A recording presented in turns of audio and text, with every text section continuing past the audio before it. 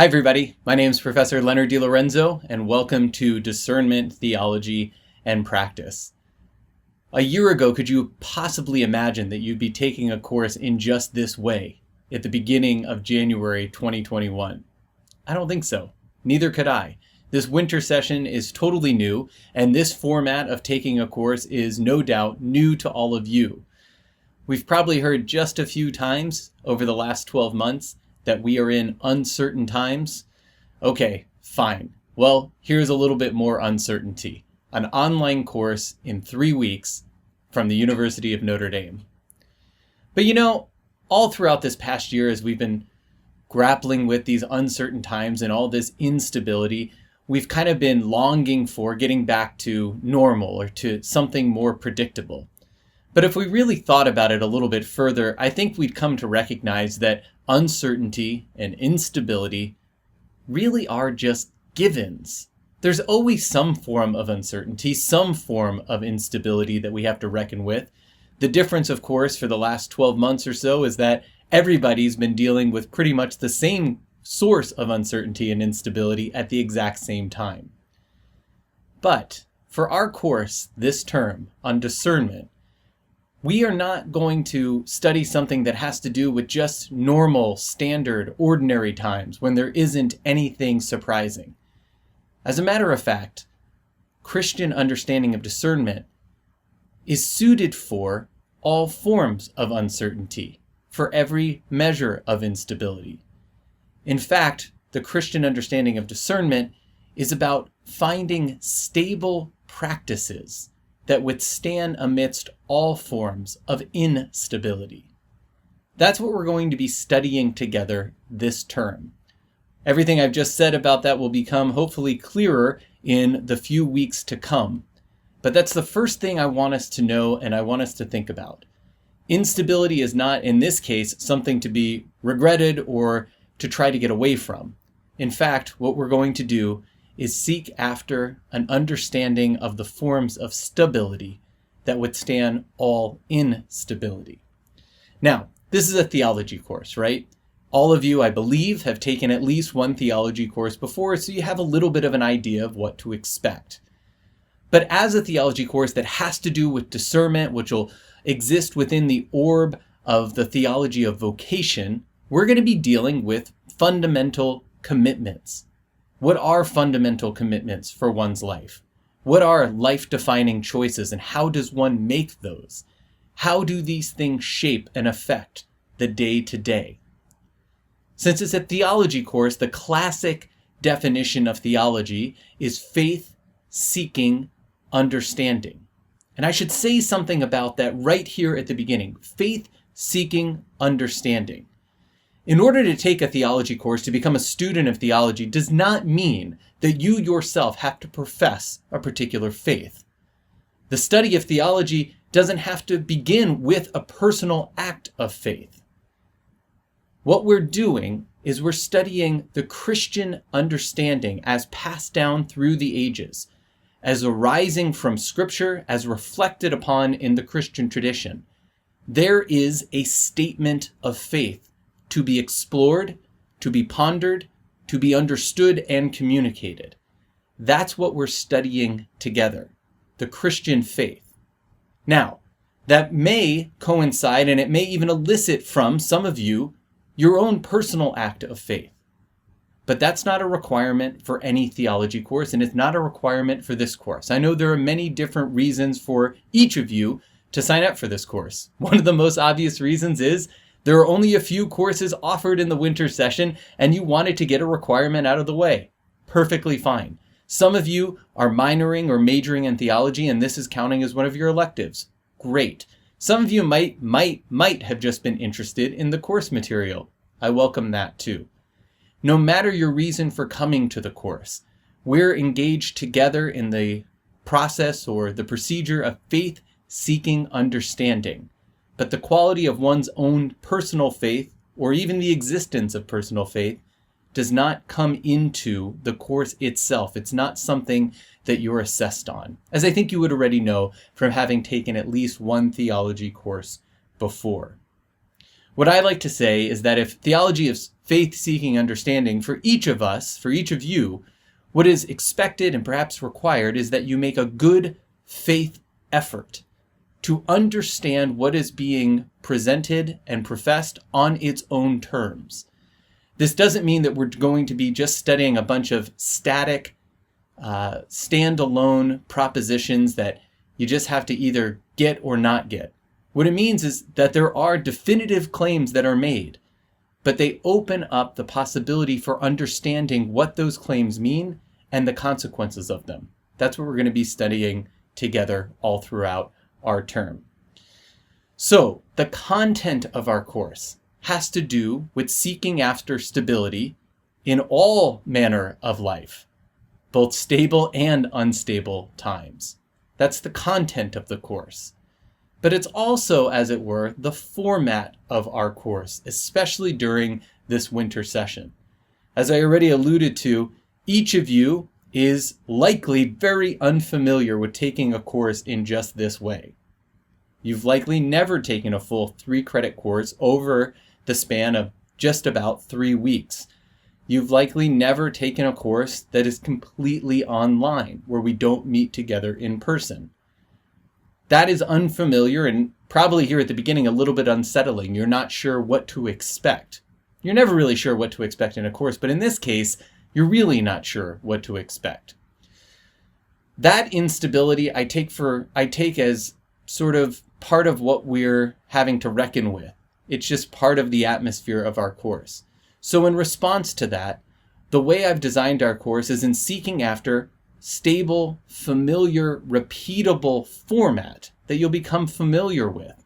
That by doing kind of the consistent, same, regular things, day in and day out, for each of these 3+ weeks, you'll grow accustomed to what we're studying, and you'll be able to move through the course with some not inconsiderable effort, but not in any way that will become overwhelming to you.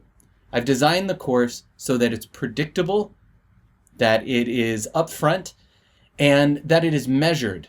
It's measured according to the kinds of engagement we'll have and a different sort of collection or variety of types of engagement throughout the course.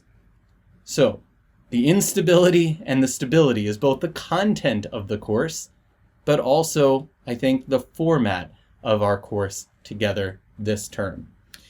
This is an introductory video. This is kind of like the first, 20 or 30 minutes of the first day of class, you could think. So I'm going to do first day of class stuff to get it out of the way here.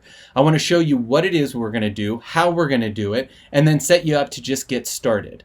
Our first full class session will be not in person, it'll be live in a synchronous Zoom session on January 5th. But between now, whenever now is, when you open this or when you view this, and then this introductory video or lecture will just get you started and give you a sense of what it is we're going to do. First, let's look together at our Sakai site for our course. As you can see, it's currently unpublished, but currently is a relative term. It's current to when I'm recording this video, but by the time you get this video, our site will be published and you'll be able to access it as well. This is the site with the exception of that little bar at the top, as you yourself will see it when you go there. When you come to the welcome page, you can see up in the top right, there'll be announcements. This is how I'll communicate with you throughout the course. I will put announcements into Sakai. It'll kick out an email to you. You've probably had this in other courses before. It'll kick out an email to you, but then all of those messages will be archived in the announcements tab, which is over here on the left and right here on our home page. There's a calendar here, which has, you can see here, some of these dates are highlighted. Those are dates on which things are due in our course. So there's some kind of calendar announcement, just an additional way to kind of let you know of the schedule.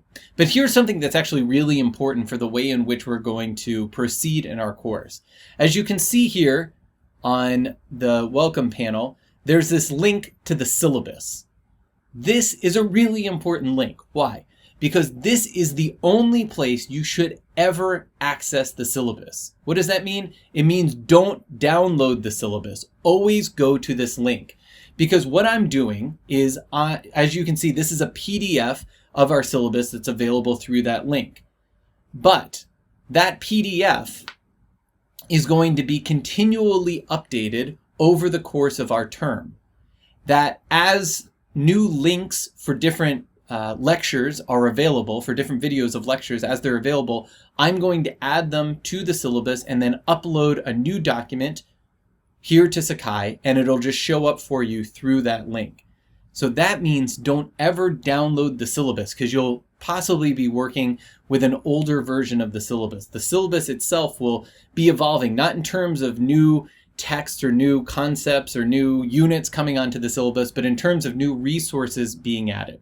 Okay, so our syllabus is there right on the front page of Sakai. Only ever get it right there.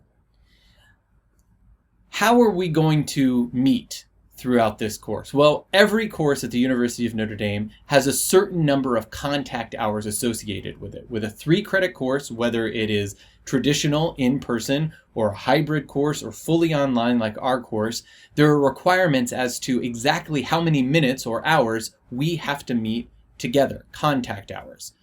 Our contact hours are going to be accomplished through the combination of 3 different ways of class meeting. Synchronous Zoom meetings, which means we're all there together, synchronous.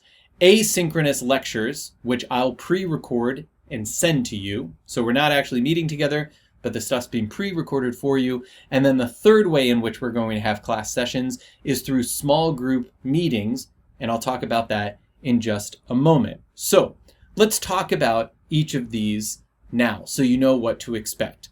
If you go down on our syllabus to page 4, here are the page numbers, page 4 here, you'll see that the way I've arranged the syllabus is I tell you what kind of preparation you have to do for each class day. The preparation has to do with typically the reading or sometimes the viewing that you need to do before our class session. Then you'll see where it says class time. That tells you how we are going to meet for a particular class session. Sometimes it's one way of meeting, and sometimes it's 2 ways of meeting that are complementary to each other and fill in the time that we need. Right now we're in this first part here, pre-course, the introduction. This is the asynchronous lecture that you're getting. Soon it'll be Tuesday, January 5th, when we have one thing on our syllabus. Disposition is precondition 1 on education. You have preparation, some things to read, but here is the class time. And the first way, one of the 3 ways over the course of the term that we'll meet, is through the synchronous full class Zoom. Our Zoom meeting is the same meeting link for every class session. So we have a standing Zoom meeting, which I'm sure you're familiar with from the fall term this past year. That's the link. It'll always take you directly to our Zoom meeting. We will start promptly at 11 o'clock a.m. on Tuesday, January 5th. All times are Notre Dame time, so Eastern time. 11 o'clock Eastern time is when we'll start class. So you're expected to be there, probably a few minutes early, so we're good to go at 11 o'clock. I've given us a class period for this live session. Here it says 11 to noon. That's a good estimate. I'm not quite sure exactly how long that will take when we do the full class Zoom. I've tried to put in a little bit of time for kind of getting situated and making sure that everything's working in our Zoom meeting. Sometimes we might be done a few minutes earlier than what it states there. Sometimes it might be a few minutes later than what it states there. Our official formal class time, as you know, is 11 a.m. to 1:30 p.m. pretty much every day. I'm, with the exception of one day, never going to use that entire 2.5-hour block for live Zoom engagement. There's only one day that we'll use that full 2.5-hour block, and we'll have a break in between. We'll usually have about 45 minutes to 75 minutes of live Zoom engagement on most days.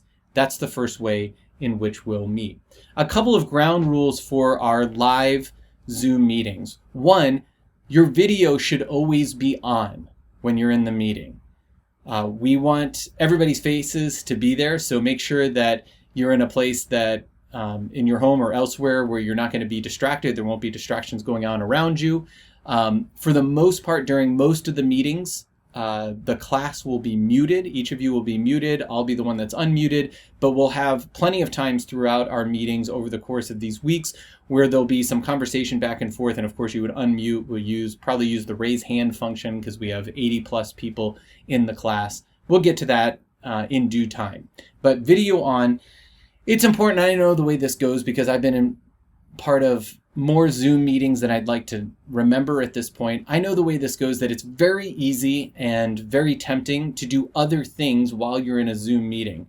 I think it's critically important that you work on being focused on what we're doing. Again, I'm trying to keep these periods of the live Zoom meetings relatively limited.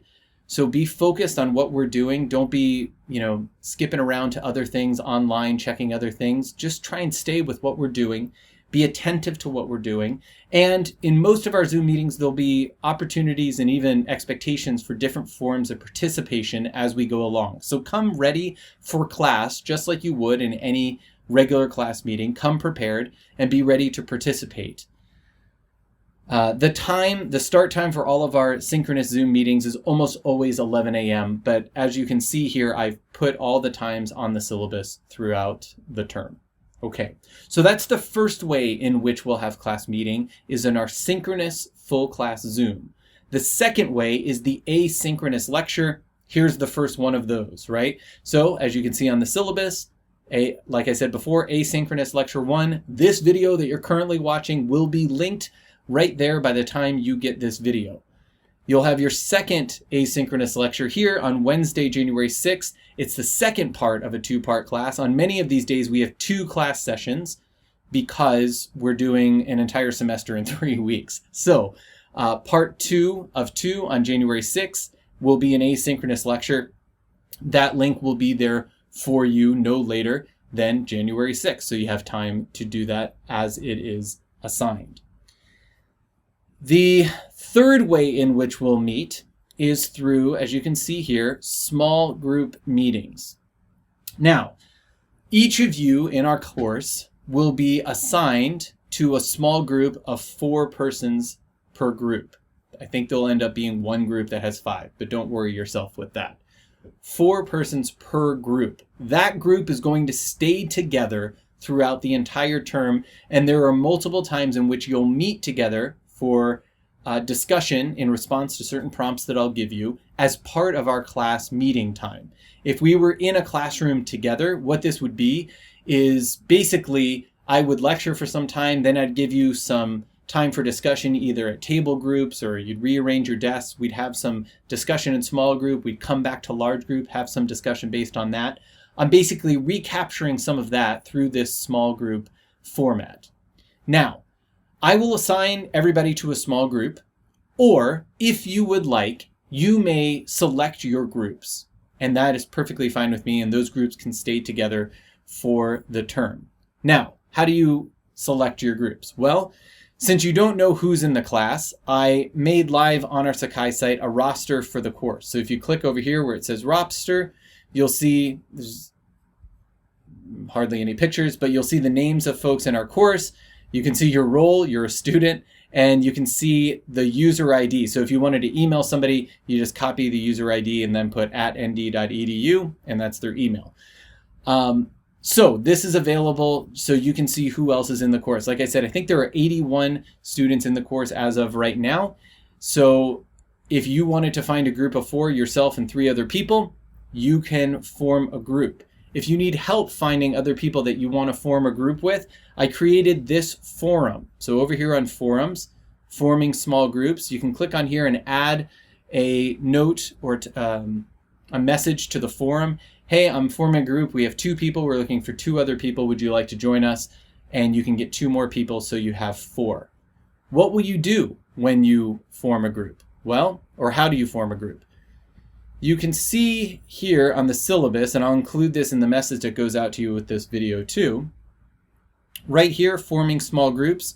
You need to, if you do want to form your own group, you need to let me know who's in your group no later than 11:59 p.m.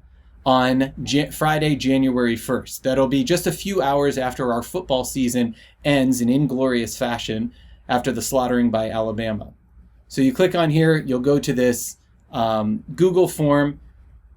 One member from your group will do this. You'll put in your name and then the names of the other 3 members that you'd like to be part of your group. You submit this no later than just before midnight on January 1st. I'll get that. I'll make you into a group. And then everybody who doesn't let me know of a group that they want to be in by that date, like I said, I'll assign you to a group. Okay? So you can use the roster to see who else is in the class if you need help with that. You can use the forum if you want to get some messages going to kind of gather people together for groups. And then you submit it through that Google form to let me know which group, who is in your group if you'd like to do that. Now, part of forming the groups is that the small groups don't have assigned meeting times. So as you can see here, for Tuesday, January 5th, we're going to meet synchronously, but then you have a small group meeting. I'm asking you to meet for 30 to 45 minutes. I'll give you some questions to respond to. You can meet during the rest of our scheduled class time, which goes, as you know, till 1:30 p.m. that day, or you can schedule it for another time that day. So let's say you have 4 people that you want to open up a little bit of this in middle of the day time, so you don't want to be doing your small group meetings, say from 12:30 to 1:30. Instead, you want to meet at 5:30 p.m. And that seems like a pretty good standard time for your group of 4 to regularly meet. Perfectly fine. You can do that. You don't have to clear it with me. You just set up your own meeting time. You set up your own Zoom group. So the meetings should be through Zoom, or you could talk to each other without video, but it's supposed to be talking, not texting or typing. It's actual meeting in that way. You can schedule it anytime you want that day, but you'll see that you'll have an entry, a small group entry that's due no later than 11 p.m. on the day that that small group meeting takes place. Okay, we'll talk a little bit about those entries today, and I'll give you more information on the entries as we get into the first week of our course, January 5th and following. Okay, so you can form your own groups. If you don't form your own group, I'll assign you to a group. You can adjust the group meeting times as you like a little bit in the afternoons or into the evening of the given days, or kind of the default time for a small group to meet is just in the remainder of our class meeting time each day from about, 12:15 to 1:30. That's time that everybody would have on their calendar for this course anyway. Okay. That's the way in which we'll meet. Let me talk a little bit about the course work that you will do. And for this, we'll go up here to page 3 of the syllabus. What I've done here is I've organized the course work for the entire term, arranged by due date. Now, the first thing on here is the small group meeting entries, which have various due dates. What are those? Well, each time that you have a small group meeting, as dictated on our course schedule, you'll have an entry that you'll complete on a shared Google document. So each small group will have a Google document of the 4 of you that I myself will have access to, and our 2 TAs, who are Andrea Bodery, Andy, and Leslie Kurzeder. They'll be working with you throughout the course, especially in terms of grading a lot of your work. So Andy and Leslie are 2 TAs. They'll also have access to your small group entries and other work. So you'll have this shared Google document. I'll be giving you prompts for your small group discussions. You'll be leaving some notes and thoughts as an entry for that small group meeting. One person can do it for the entire group. It's just one shared document for the whole group. And we'll be kind of keeping track with you, kind of kept abreast of what you're talking about through that shared Google document over the course of the term. So the small group entries, those run all throughout the term, and that's 10% of your grade. Then, as you can see here, there are 10 individual reflections that are part of the work that you'll do for this course. Each of these individual reflections is 5% of your final grade. So the idea here is to have a great number of very small assignments. Okay? Rather than having 2 or 3 massive assignments that determine the entire grade, you have 10 of these smaller assignments that are pieces of the grade. But again, this goes along with what it is that we're studying, going towards stable practices, and a lot of this has to do with the reflection part of the course. The title of the course is Discernment, Theology, and Practice. This is the practice, the reflection part of the course. I'll give you information on each of these different individual reflections as they come up, so you know what is expected of you. Where will you find those individual reflections? Under the assignment tab here on Sakai. You can't see it. Well, you shouldn't see that one now. I don't know why you do. But eventually, this is my view, you'll see something like this. This, by January 5th, all of these will show up on your assignments tab. There are 10 of these reflections. Just because you see them all doesn't mean that you should go and do number 9 on January 6th. Wait, let the syllabus unfold before you get to that. But I at least made them all live for you at the beginning of the course, and you'll see them there. So this is under the assignments tab. Okay, so I've shown you the class meeting. I've shown you how the work that you'll do for the class.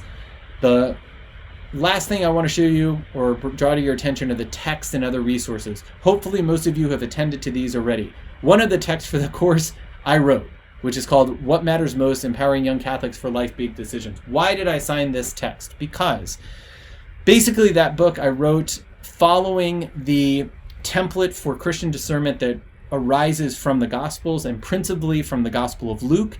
And in that book, I took the 4 marks of Christian discernment that we find from Mary in Mary, the Mother of Jesus, from Luke chapter 1 and 2. And I've made each of the chapters into one of those 4 marks, and I've kind of married it or tried to marry it with some contemporary questions and contemporary situations. So we're going to use that as a way to kind of lead us into these 4 marks of discernment, which are the 4 units of our course. And rather than kind of pulling from a whole bunch of different classes or a whole bunch of different texts to give us that entry, I just took the book that I wrote that basically pulls all that stuff together into a few hundred pages and made that into a sort of touchstone text for our course. So you'll see we'll come back to that. We'll read different chapters sequentially throughout the course as we move along. One other book that you're asked to acquire on your own is Henry Nouwen's Making All Things New. That only shows up on the syllabus for one day, but since we're reading the whole book, it's a small book, since we're reading the whole book, I can't give it to you electronically. It's beyond what you're allowed to give out electronically, so you'll need to get that book on your own. And then otherwise, you should have regular access to a Bible that you should have with you for all of our class sessions. And as you'll see, there'll be some readings from Scripture that I'll ask you to do as well. All of the rest of the texts for the course are in the course reserve through the Hesburgh Library. I'm sure most, if not all of you, have used that already. There's a link to it here on Sakai if you want a direct link to it. I think this brings you to it. Come on now, it does. So if you click on that, these are the courses that all of the courses that you'll be taking for the spring will be here. You can click on Discernment, Theology, and Practice, and here are all the texts, electronic versions of the text that we'll be using for the course, along with a few different films that are being assigned at different times as well. Okay, so CR on the syllabus means, so you'll see down here, CR means it's on the electronic course reserve through the Hesburgh Library. There's one thing much later in the course that you have to get on Sakai. It's under resources, but it's so much later that I'm not even going to draw your attention to it. You'll see it when you get there. Okay, great. So those are the texts for the course, and I think that's pretty much it for our introduction. Let me remind you of the 3 things that you need to pay attention to now. Number 1, if you would like to form your own small groups, you have to submit this Google form with your 4 group members no later than Friday, January 1st at 11:59 p.m. So just before the end of the day on January 1st, you need to submit that. I'll form people into groups over the weekend, and in the beginning of next week, I'll let you know your groups. We'll set up Google Docs for you to share together and with us, and we'll be off and running on our small groups. So that's the first thing. Second thing, on the syllabus, you can see here as part of the pre-course, I'm asking you to complete this Getting to Know You form. Many of you have done this already. This is just a way, I don't have a chance to meet you in person here right at the beginning. So just a way for me to learn a little bit about you. And I ask you a few questions. This shouldn't take you a tremendous amount of time, but I'm asking you to do that by January 5th to complete that Getting to Know You. Many of you have done that already. And then lastly, you can get started. Get started reading for Tuesday, January 5th, and Wednesday, January 6th, if you like. Okay, so you can get a jump start on some of the reading for the class. There's no work for you to complete yet, but you can get some of the reading done, take notes on your reading, and start getting prepared for class. All right, everybody, thanks for your patience and waiting through this video, which, the introduction to any course is always a little bit of a grab of this and a grab of that, but we've gotten through it. Hopefully this is helpful to you to give you a sense of what we're going to be doing and how you're going to be doing it. If you have any questions, by all means, let me know. I'll let you know the best ways to get in touch with me. I'll give that to you in writing by email. But until we see each other live on January 5th, thanks very much. Happy New Year. Talk to you soon.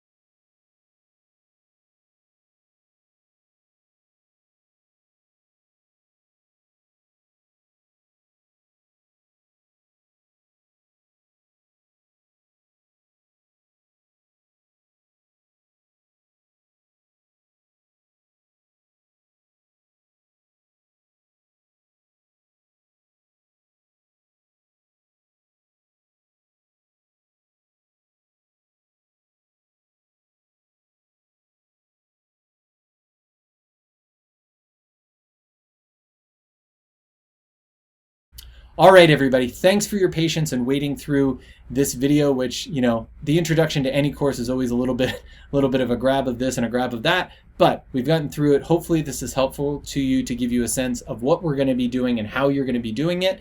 If you have any questions, by all means, let me know. I'll let you know the best ways to get in touch with me. I'll give that to you in writing by email.